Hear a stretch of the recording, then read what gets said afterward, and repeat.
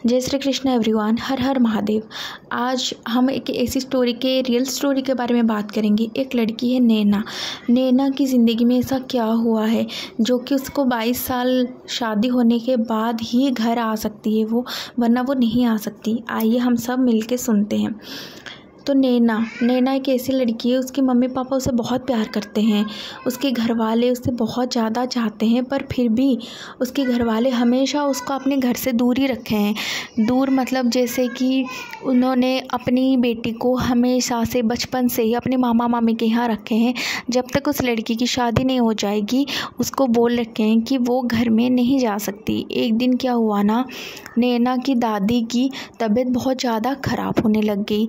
तो दादी ने कहा कि वो नैना से मिलना चाहती है। तो घर वालों ने बहुत सारे डिस्कशन करने के बाद नैना को फाइनली घर बुलाया, लेकिन नैना को बहुत सारी स्ट्रिक्ट रिचुअल्स के साथ नैना अपने एक दोस्त माधुरी के साथ अपने घर जाने के लिए तैयार हुई। बड़ी खुश होकर बस पकड़ के बहुत अच्छी तरीके से वो अपने घर आई।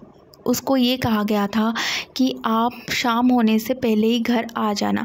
तो वो शाम होने से पहले ही घर पहुंच गई। उसके घर वालों ने उसके बहुत अच्छे से खातिरदारी की, उसको घर ले गए। उसके गांव में थी अजीब गरीब रिवाज, जैसे कि शाम ढलने के बाद आपको घर नहीं जाना, मंदिर शाम होने के बाद आप मंदिर भी नहीं जा सकते, आपको घर में ही पूजा आरती जो भी करनी है सिर्फ घर में ही करनी है। तो नैना भगवान को बहुत ज़्यादा मानती थी, माता रानी की बहुत बड़ी भक्त थी। वो सोचती थी कि मैं शाम को मंदिर जाऊंगी, पूजा करूंगी, आरती करूंगी, है ना। पर उसको उन सारे सच से छुपाया जाता था, जो कि उसकी मम्मी पापा ने इतना टाइम तक उससे छुपाए रखते थे, ठीक है। क्योंकि उस गांव में कुछ ऐसा था जो नैना के लिए बड़ा ही खतरा था। तो नैना ने क्या किया ना, सारे रिचुअल्स को वो मानी, ठीक है। तो उसने क्या किया ना, जैसे गांव में नेटवर्क की प्रॉब्लम होती है, तो उसने क्या किया ना, शाम ढलने के बाद वो बोले कि मैं छत पे तो जा ही सकती हूँ। तो वो छत पे चली गई। छत पे जाने के बाद वो फ़ोन पे ऐसे अपनी दोस्तों से बात किया ही करती थी नोट्स के बारे में, क्योंकि वो पढ़ाई में बहुत ज़्यादा कमज़ोर थी और वो अपनी दोस्तों से नोट्स लेके बनवाया करती थी। तो वो अपने दोस्तों से कुछ बात कर रही थी, डिस्कशन कर रही थी आगे एग्ज़ाम आने वाला है उसके बारे में। तो उसने दूर देखा तो एक सुंदर सी लड़की, चमकदार कुछ चीज़ें हैं, कुछ साड़ी शायद कुछ पहन रखी है ऐसे।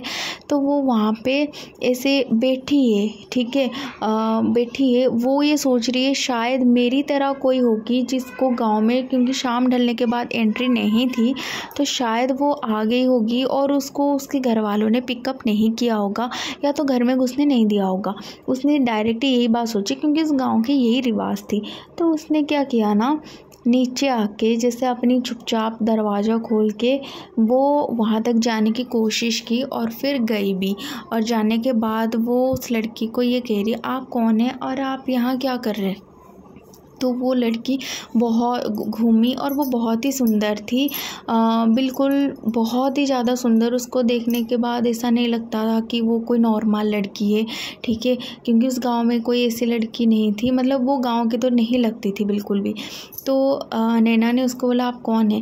वो बोली कि मैं हूँ मयूरी अप्सरा हूँ। मैं जा रही थी, पर मुझे एक किसी ना किसी चीज़ की वजह से मैं यहाँ पे फंस गई हूँ और मैं नहीं जा पा रही हूँ। तो वो बोली कि आप अप्सरा हो, मैं कैसे विश्वास करूं।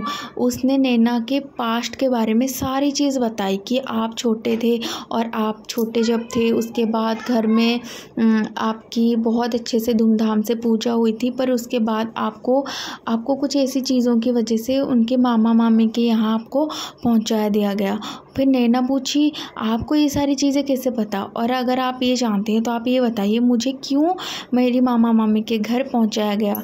उसने बोली कि इस गांव में एक पिशाचिनी है, जो भी छोटी सी लड़कियां होती है, जो भी एक ऐसी विशेष नक्षत्र पे पैदा होती है और वो उस लड़की को ले जाती है, क्योंकि वो लड़की में वो दम है कि वो उस पिशाचिनी को ख़त्म कर सकते, उसकी सारी जो शक्तियाँ हैं वो छीन सके।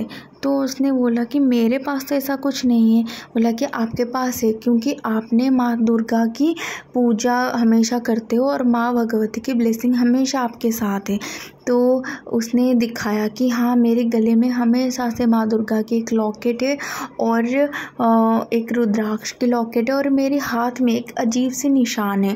बोला कि यही जो चंद्र की तरह जो निशान है, ये माँ भगवती के आशीर्वाद है, क्योंकि पूर्व जन्म में आपने उस पिशाचिनी को बहुत ही ज़्यादा परेशान किया है। उसको आपने इस गांव से हमेशा से दूर कर लिया था एक अजीब सी जगह पे, और वो वहाँ से मुक्त हो गई थी। और फिर आपकी जन्म होने के बाद वो यहाँ पे बदला लेने के लिए इस गांव में आई थी। तो इसीलिए आपको यहाँ से दूर के लिए भेजा गया था। तो वो ये सब सुन के नैना बिल्कुल दंग रह गई। नैना बोली, ऐसा कैसे हो सकता है? ऐसा तो बिल्कुल भी नहीं हो सकता। मेरी मम्मी पापा मुझे झूठ नहीं बोल सकते, मुझे इतनी बड़ी सच नहीं छुपा सकते, और मैं तो पढ़ाई में भी काफ़ी ज़्यादा कमज़ोर हूँ। वो बोले कि मैं तुम्हारी मदद कर सकती हूँ, मैं तुम्हारी सारी नोट्स बना दिया करूँगी और मैं तुम्हारी बहुत सारी चीज़ों में मदद करूँगी। तो वो बोली, अच्छा मैं कैसे मानूँ कि आप मेरी मदद करना चाहते हैं? बोले कि मुझे आपसे भी कुछ मदद चाहिए। उस पिशाचिनी ने ऐसा बोला मैं हूँ मयूरी अप्सरा और मैं पूर्णिमासी के दिन यहाँ से चली जाऊँगी। तो उसके लिए सिर्फ 7 दिन बचे हैं और 7 दिन में सिर्फ मैं यहाँ रहूँगी। तो 7 दिन के अंदर मैं तुम्हारी जितनी हो सके उतनी मदद करूँगी। आज से तुम मेरी दोस्त हो। तो ऐसा बोल के वो मयूरी अप्सरा के नाम लेके नैना को भरोसा देने लग गई, नैना की हर काम में मदद करने लग गई। तो नैना को वो ये बोली, अपने घर वालों को आप कुछ मत बोलना कि मैं और 7 दिन के बाद यहाँ से चली जाऊँगी। तो नैना ने माँ भगवती की सोचा कि ये कोई कृपा है, माँ भगवती ने ही, दुर्गा भवानी ने ही इसको मेरे पास भेजे हैं कि मेरी मदद हो सके। तो वो ऐसा सोच के, वो बहुत ही पॉजिटिव सोचने वाली लड़की थी, तो बहुत ही पॉजिटिव सोच के वो रह गई। फिर उसके सारे काम बनने लग गए, वो उसकी सारी नोट्स बनने लग गए। वो क्लास में उसका जो भी वो ऑनलाइन भेजती थी अपनी सारी नोट्स, उसकी टीचर ने बोले कि बिल्कुल अच्छी करेक्ट करके आप आंसर, हैंडराइटिंग वगैरह सब कुछ बढ़िया करके आप दे रहे हो, आप तो बहुत अच्छा काम कर रहे हो। तो वो बहुत, मतलब उसकी दोस्तों में थोड़ी सी उसकी रिस्पेक्ट जो थी वो बढ़ गई। तो फिर उसने क्या किया ना, उस जो पिशाचिनी थी उसने सोचा कि इसको मैं बुलाऊं। उसने क्या किया ना, नैना को बोला कि हम ना बाहर मिलते हैं, जैसे आप कल आ जाना मुझसे मिलने के लिए। पर नैना तो बहुत समझदार थी, मम्मी पापा की बात मानती थी। वो बोली नहीं, मैं नहीं आऊँगी, मैं बिल्कुल भी रात को बाहर नहीं निकल सकती। मेरी मम्मी पापा ने अच्छी तरीके से मुझे बोला है, तो मैं ऐसा नहीं कर सकती। तो उसने बहुत ज़्यादा फोर्स करने लग गई, जैसे वो मयूरी जो अप्सरा अपने आप को कहती थी, वो बहुत ज़्यादा उसको फोर्स करने लग गई। पर फिर भी कोई फ़ायदा नहीं हुआ। लास्ट दिन उसने क्या किया ना, नैना को बिल्कुल फोर्सफुली कहने लग गई। नैना को वो बहुत समझाने की कोशिश की, पर नैना ने बिल्कुल भी उसकी बात को गौर नहीं की। वो एक खेल खेलने लग गई नैना के साथ। अगर आपको ये कहानी अच्छी लगी तो इसके नेक्स्ट पार्ट के लिए ज़रूर आप बने रहना। Thank you so much.